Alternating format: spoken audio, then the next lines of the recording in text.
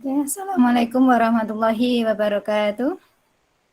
Waalaikumsalam warahmatullahi Waalaikumsalam warahmatullahi wabarakatuh. wabarakatuh. Ya, kita awali pertemuan hari ini dengan membaca basmalah dulu. Bismillahirrahmanirrahim. Ya, alhamdulillah kita berjumpa lagi di mata kuliah yang sama, Bahasa Indonesia kelas 1E PPI jam 7 ya, sampai nanti jam 8.40 kalau dijadwal.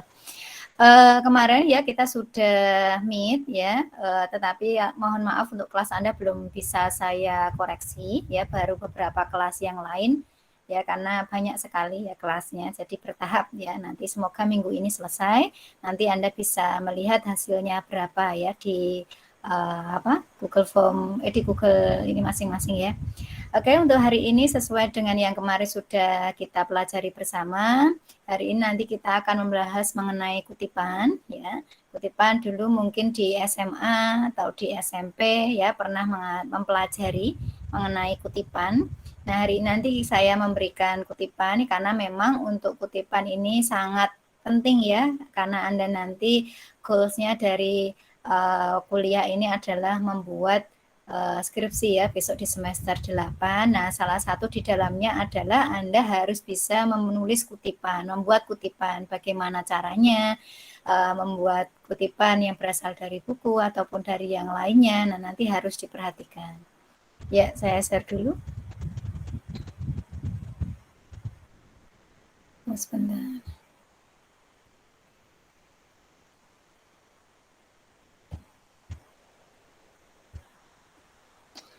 Ya, sudah bisa terlihat PPT-nya? Sudah, Bu. Ya, nanti saya share juga di grup Sudah, ya, Bu. untuk ini nanti saya share di grup biar bisa ini ya dilihat teman-teman dan dipelajari bersama. Nah, hari ini kita membahas mengenai kutipan seperti yang saya sampaikan di awal tadi. Teman-teman sudah pernah mempelajari apa itu kutipan. Nah, ini kita perdalam lagi karena memang untuk kutipan itu tidak hanya dari buku ya, referensinya bisa dari jurnal, bisa dari media yang lain. Nah, di sini ketika kita mengatakan kutipan artinya mengutip. Nah, di sini ada istilah itu pinjaman, meminjam. Jadi kalau kita meminjam, ya meminjam punya orang lain, tentunya kita harus permisi, istilahnya kan begitu. Jadi kalau kita mengambil pendapat orang lain, tentu harus kita cantumkan siapa penulisnya, kemudian tahunnya berapa, halaman berapa. Nah, itu yang kita kutip ya, yang kita cantumkan nanti dalam tulisan yang kita buat. Jadi di sini bisa dijelaskan bahwa kutipan itu adalah pinjaman kalimat ya, meminjam gagasan, ide atau pendapat seorang pengarang atau orang terkenal yang diambil dari berbagai sumber. Nah, dari berbagai sumber ini bisa dari buku, bisa dari jurnal, bisa dari e-book, bisa dari yang lainnya. Ya, dari sini proses pengambilan gagasan ini disebut dengan mengutip. Nah, gagasan ini ya bisa diambil tadi yang saya sampaikan, bisa dari ensiklopedia, surat kabar, laporan, hasil penelitian, majalah, internet, dan sebagainya. Nah, ini.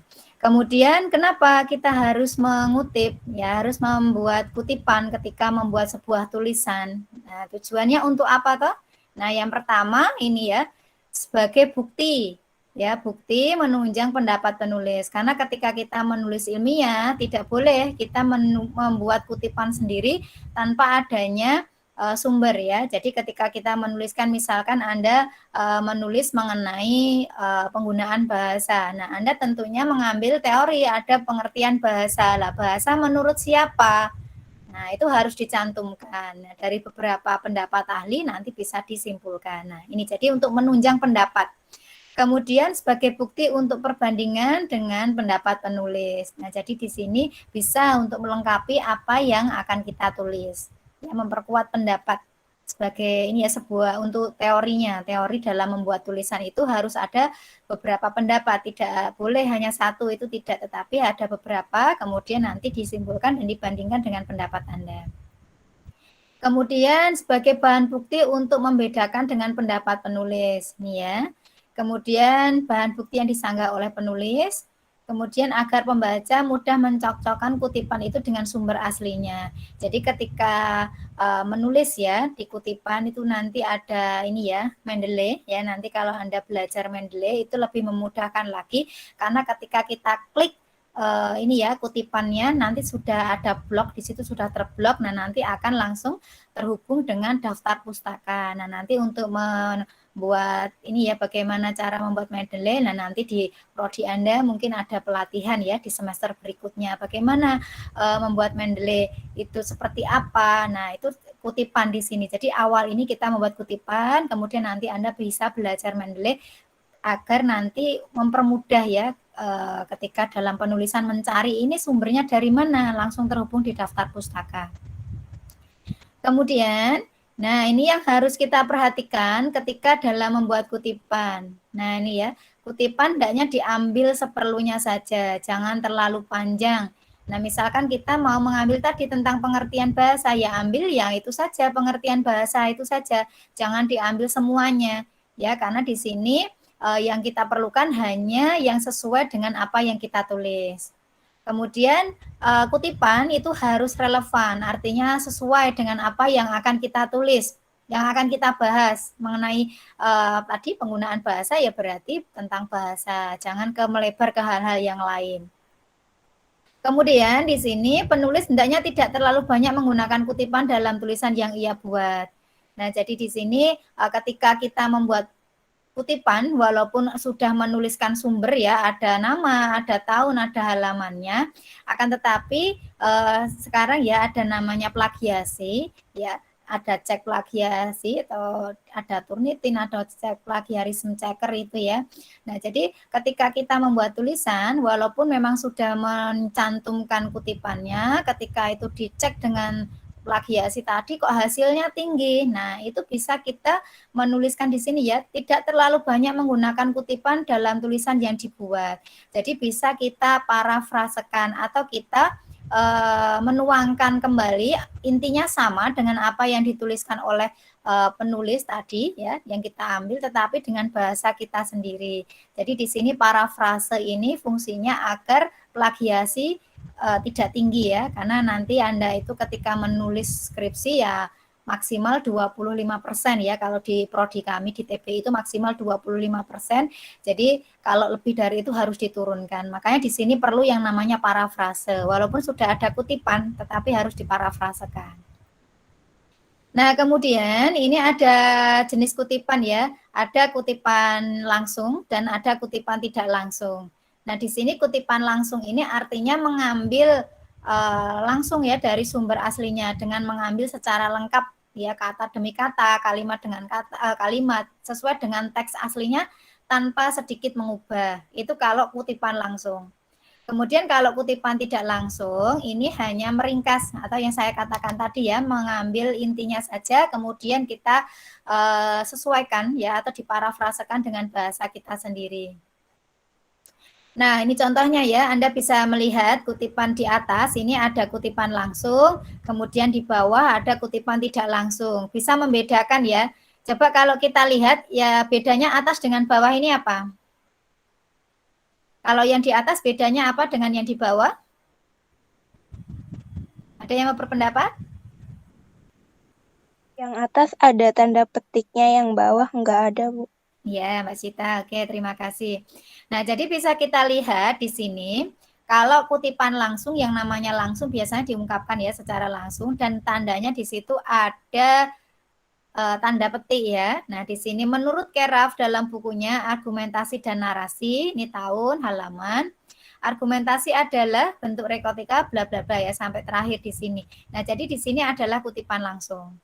Bedanya dengan yang di bawah, nah bisa kita lihat seperti yang dikatakan oleh Keraf. Nah, kalau kita menulis kutipan ya jangan lupa ini namanya nama yang belakang ya. Ini kan Boris Keraf ya. Keraf nanti dalam daftar pustaka dibalik Keraf, Boris. Berarti yang dituliskan di kutipan nanti adalah nama yang tertulis di daftar pustaka. Ini ya yang dibalik tahun, halaman. Argumentasi adalah, nah bla bla ini ya disampaikan dengan bahasa sendiri. Jadi kalau kita menulis nanti ya dalam tulisan dalam membuat sebuah karya, nanti Anda biasanya yang memang digunakan adalah yang di bawah ini ya biasanya. Tapi nanti juga melihat ya bagaimana bentuk tulisannya seperti apa. Nah, kemudian ini kita lanjut ke prinsip mengutip ya, prinsip mengutip. Nah, kalau Anda punya buku panduan ini ya, menulis di bahasa Indonesia yang kemarin sudah saya berikan di daftar referensi, punyanya Pak Yakub Nasuha dan kawan-kawan. Nah, di situ sudah ada, tinggal Anda membaca saja. Ini saya ambil dari sana. Di sini prinsipnya penulis tidak boleh melakukan perubahan pada kutipan yang dikutip. Nah, di sini tidak boleh melakukan perubahan, intinya tidak boleh keluar dari garis besar ya. Nah, bila penulis merasa perlu mengadakan perubahan dalam hal teknik ya, misalkan pada kata-kata atau kalimat tertentu diberi garis bawah atau huruf miring atau huruf tebal dan lain-lain, maka penulis perlu memberikan keterangan tanda kurung segi 4. Nah, ini nanti saya berikan contohnya. Bahwa perubahan teknik itu dibuat sendiri oleh penulis dan tidak ada dalam teks aslinya. Nah, misalkan ini penjelasan ya. Di sini ada penjelasan huruf miring dari saya penulis. Jadi ada penjelasannya. Ya, nanti bisa diaplikasikan. Kemudian yang kedua, bila dalam kutipan terdapat kesalahan atau keganjilan entah dalam ejaan ya atau tata tulis, penulis boleh memperbaikinya. Misalkan ya penulis merasa tidak setuju dengan sebuah bagian, maka bagian tersebut diganti. Nah, contoh di sini. Kemahiran berbahasa Indonesia bagi mahasiswa tercermin dalam tata pikir, tata ucap, tata tulis, dan tata laku dalam konteks ilmiah dan akademis. Nih ya. Kata Indonesia, nah di atas sebenarnya salah cetak, seharusnya Indonesia. Nah, penulis boleh mengganti kata tersebut dengan kata yang benar, dengan catatan bahwa penulis meyakini bahwa kata tersebut benar-benar salah cetak, bukan untuk mengubah. Jadi di sini kalau misalkan ada ini ya, yang disalah cetak, boleh di sini kita mengubahnya ya. Di sini diganti dengan ini ya, ada di sini Indonesia ya, harusnya Indonesia ya. Nanti bisa teman-teman baca kembali. Nah, kemudian di sini ini ya dalam mengutip, misalkan kalau ini ya kita mengutip pendapat ini yang ketiga terlalu panjang ya, bagaimana? Nah, kita boleh menghilangkan bagian yang tidak diperlukan. Dengan bagaimana caranya? Dengan menghilangkan atau elips ya. Di sini ada tanda titik 3. Nah, ini contohnya langsung saja biar Anda tidak nanti bisa dibaca. Nah, contohnya seperti ini. Ya, Malidan mengatakan, nah di sini di depannya di sini ada harusnya masih ada kalimat, tetapi karena tidak digunakan dan terlalu panjang ini dihilangkan. Boleh ya. Atau seperti yang bawah. Nah, ini ya. Ini dihilangkan. Boleh ya. Jadi tidak semua pendapat itu kalau misalkan tidak digunakan dihilangkan boleh. Boleh. Nah, ini caranya seperti ini ya, mengelipsiskan atau menghilangkan dengan tanda titik 3. Kemudian bagaimana cara-cara mengutip? Nah, di sini bisa kita lihat. Nah, cara mengutip ini secara garis besar ya, tapi nanti dalam praktiknya bisa berubah ya, nanti sesuai dengan ketentuan. Misalkan kutipan langsung pendek kurang dari 40 kata atau 4 sampai 5 baris, kutipan disatukan, jaraknya 1,5. Nah, untuk jarak ada yang kalau misalkan Anda menulis dalam skripsi ya, ada yang jaraknya 1. Ketika itu kita mengambil misalkan dialog tokoh ya, Anda membahas mengenai misalkan dalam novel ya ada dialognya. Nah, dialog di sana kutipan juga, tetapi di sana biasanya kalau gaya selingkung ya di kami di bahasa Indonesia itu nanti 1 spasi. Nah, nanti menyesuaikan juga ya untuk cara mengutip nanti dalam setiap prodi ya. Nah, kalau yang saya tuliskan ini, yang saya sampaikan ini secara garis besar ya. Ini. Kemudian awal permulaan kutipan menggunakan huruf kapital ya. Sesudah kutipan selesai, diberi nomor urut penunjukan setengah spasi ke atas dalam bentuk catatan atau footnote. Namun cara ini dianggap kurang praktis. Nah, mungkin teman-teman ada yang menanyakan, Bu, bedanya footnote dengan daftar pustaka apa? Dulu pernah ya ada yang menyatakan begitu. Nah, memang untuk urutannya sama, cuma letaknya kalau footnote itu ada di bawah, kalau daftar pustaka di belakang. Sebenarnya lebih memudahkan kita ya tadi dengan kalau misalkan ada aplikasi Mendeley, kita memudahkan kita untuk mencari di daftar pustaka Itu ya. Kemudian ini contohnya. Subroto menyimpulkan ada hubungan yang erat antara faktor sosial ekonomi dengan kemajuan belajar. Nah, ini kesimpulan dari penelitian tersebut, ada hubungan yang erat antara faktor sosial ekonomi dengan kemajuan belajar. Nah, ini ya. Ya, jadi di sini sama, intinya sama, tetapi bisa Anda menggunakan dengan bahasa yang berbeda, ya. Oke. Kemudian jika yang dikutip adalah sebuah sajak puisi misalkan ya, baris-baris dari sajak dijalin ke dalam teks dan diletakkan di antara dua tanda kutip. Nah ini ya, coba dilihat. Kalau kutipannya lebih dari satu dipisahkan dengan garis miring. Ini bisa Anda lihat. Putu Arya Tirtawirya dengan tanya yang sahaja menyiratkan juga sikap religius menyarah kepadanya. Nah ini baris pertama. Apa yang kau cari hatiku si anak penakut? 2, 3, 4. Ya, nanti mengutipnya begitu. Nah, kutipan langsung kalau panjang. Nah, ini ya, kalau ini hampir sama. Kutipan panjang, intinya sama dengan yang disampaikan di awal tadi ya. Bagaimana cara mengulis sebuah kutipan ya. Nanti bisa dibaca ini ya, kutipan boleh digabung, jarak antara baris kutipan satu spasi, kutipan boleh menggunakan tanda kutip, kemudian seluruh dimasukkan 5 sampai 7 ketikan. Nah, ini secara garis besar seperti yang saya sampaikan di awal tadi. Nah, contoh seperti ini.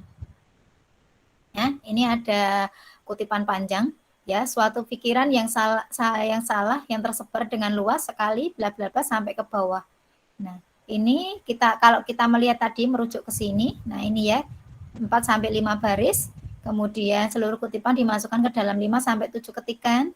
Kemudian dimulai dengan alinea baru, maka baris pertama dari kutipan itu dimasukkan lagi 5 sampai 7 ketikan. Artinya masuk ke dalam itu ya, menjorok. Kemudian kutipan tidak langsung, pendek dan panjang. Nah, di sini untuk kutipan jenis ini, baik kutipan panjang atau pendek, cara penulisannya menyatu dengan teks, hanya saja tidak diberi tanda kutip. Ya, biasanya yang digunakan teman-teman dalam menuliskan skripsi itu lebih banyak menggunakan ini ya. Kalau saya membimbing itu anak mahasiswa itu lebih sering menggunakan yang ini. Jadi kutipan tidak langsung. Kemudian yang keempat, mempergunakan dua jenis tanda kutip. Nah, ini terkadang terjadi dalam sebuah kutipan. Apabila ini dapat ditempuh dengan dua cara. Di sini mempergunakan tanda kutip ganda, ya. Ini bagi kutipan asli dan tanda kutip tunggal. Ini tanda kutip tunggal bagi kutipan dalam kutipan tersebut. Ya, ini. Kemudian yang kedua, bagi kutipan asli yang tidak menggunakan tanda kutip, kutipan dalam kutipan tersebut menggunakan tanda kutip ganda. Ini contohnya ya. Nih. Di sini bisa dilihat ada dua tanda kutip ya. Ini benda bermuatan listrik ini kutipan asli ya. Di sini dengan kutipan 1. Kalau ini dengan kutipan 2. Nah, ini atau yang kedua ini ya dibalik. Jadi dasar dramatik yang paling dalam adalah kejiwaan. Benda bermuatan listrik yang voltasenya lebih dari 1000. Nah, jadi di sini bisa dilihat ya bagaimana penggunaan tanda petik ini tadi penjelasannya menggunakan tanda kutip ganda bagi kutipan asli dan kutipan tunggal bagi kutipan dalam kutipan. Nih, nanti bisa dipelajari kembali dengan membaca PPT yang saya sampaikan ini. Kalau ini sudah masuk ke dalam ini ya buku ya. Mengutip kutipan dalam buku, ini contohnya. Teks yang dibaca seseorang, ini sumbernya Tarmizi, tahunnya 2008, kemudian pendapatnya ini, ya. Nah, kemudian penulisannya seperti ini. Teks yang dibaca seseorang harus mudah dipahami oleh pembaca. Rohim 2007 2 sampai 3. Nah, ini penulisnya, ini yang pertama. Kalau ini yang kedua, contoh lagi, misalkan di sini Rohim berpendapat kalau misalkan yang mengambil orang lain ya. Nah, di sini ada Tarmizi, tahun publikasinya 2008. Teksnya ini, kalau misalkan kita mengambil pendapat orang dalam buku seseorang, nah itu nanti di dalamnya kita tuliskan dalam. Contoh, Rohim berpendapat bahwa teks yang dibaca seseorang harus mudah dipahami pembaca. Nah, ini dalam Tarmizi. Nah, Rohimnya berpendapat tetapi dalam buku Tarmizi. Ya, itu kalau kita mengambilnya. Mengambil dalam buku yang ditulis oleh orang lain. Nah, ini contoh yang ke berikutnya. Kalau yang lainnya, kalau Anda punya buku, ini tadi ya di halaman 43 seperti yang saya sampaikan. Nanti bisa dibuka kalau Anda punya. Nah, di sini kalau dari artikel ilmiah, nah di sini nanti bisa ada beberapa ini ya, kutipan yang lain banyak sekali. Nanti bisa dilihat tadi yang saya sampaikan, ini di buku 43, di bukunya yang saya sampaikan tadi di Yakub Nasungar dan kawan-kawan. Ya, nanti bisa dibaca kembali. Oke, kemudian kutipan dari sumber lisan. Nah, di sini ada kalanya kutipan itu berasal dari sumber lisan. Bagaimana cara menuliskannya? Nah, sumber kutipan yang berasal dari ucapan lisan dapat dimasukkan dalam teks. Ditempatkan di antara tanda kutip. Nah, ini ya, dalam kesempatan apa, waktu, atau seperti kalau misalkan Anda membuat ini ya, tulisan yang di dalamnya ada teks wawancaranya. Nah, ini ya, contoh. Dalam pidato kenegaraannya pada Senin, bla bla bla, di Istana Negara, Presiden Jokowi mengatakan bahwa harga BBM harus dinaikkan untuk, nah nanti bisa diberi tanda petik. Itu ada yang mau ditanyakan untuk teman-teman? Mohon maaf ya, ini anak saya ikut di belakang. Sudah jelas atau bagaimana? Atau ya ada yang ingin ditanyakan? Halo teman-teman, ada yang mau ditanyakan atau tidak? Tidak ada, Bu. Nah, kalau tidak ada, ini nanti saya share di grup. Ya, ini ada 2 latihan. Nanti bisa di 2 saja ya, ini sebagai latihan awal. Contoh, di sini sudah ada kata yang mau dikutip. Sumber bukunya ini tahun terbitnya 2013, halaman 40. Nah, silakan nanti ini dibuat menjadi sebuah kutipan. Ini satu nama. Kemudian yang kedua, ini juga sama, ada kutipan, kemudian ada penulis buku. Jadi ada 3 nama, Agus Budi Wahyudi, Ruqayyah Hasan, dan Yakub Nasuha. Bagaimana cara menuliskannya? Ini tahun terbitnya, kemudian ini halamannya. Nah, nanti silakan Anda buat kutipannya dari 2 latihan tersebut ya di grup ya, nanti kita bahas bersama-sama seperti apa. Kalau ini dari buku dulu ya, kita membuat latihannya. Kalau satu nama bagaimana, kemudian 2 nama bagaimana ya. Kalau nama ya jelas dibalik nama yang pertama Rahardi Kunjana ya, Kunjana Rahardi, nanti bagaimana penulisannya, dan itu nanti bagaimana dalam penulisan di daftar pustaka. Nah, ini 2 ya, dulu kemarin sudah kita bahas di daftar pustaka. Nah, ini nanti bagaimana untuk penulisannya. Oke, ada yang mau disampaikan sebelum saya lanjutkan di grup?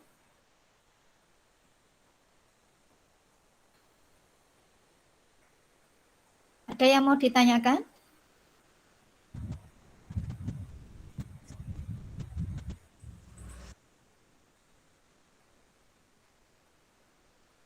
Oke, jika ya Mbak Ardi ya mau bertanya? Tidak, Bu, tadi kepencet, maaf. Ya, oke. Oke, itu saja dari saya. Terima kasih. Jika tidak ada yang bertanya, nanti bisa dilanjutkan di grup mengenai kutipan ya. Nanti kita bahas bersama-sama bagaimana menulis kutipan langsung dan kutipan tidak langsung. Serta kalau misalkan kita mengambil dari yang lainnya ya. Nanti kita bahas bersama-sama di grup. Kalau Anda menemukan nanti di tempat yang lain juga boleh nanti ini ya ditanyakan di grup. Ya, itu saja teman-teman untuk materi hari ini. Terima kasih untuk atensinya. Kita akhiri dengan membaca hamdalah dulu.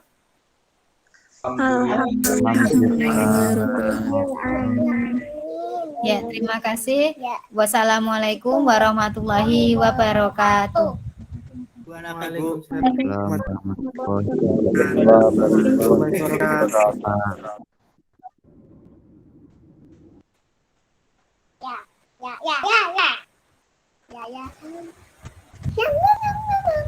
Assalamualaikum.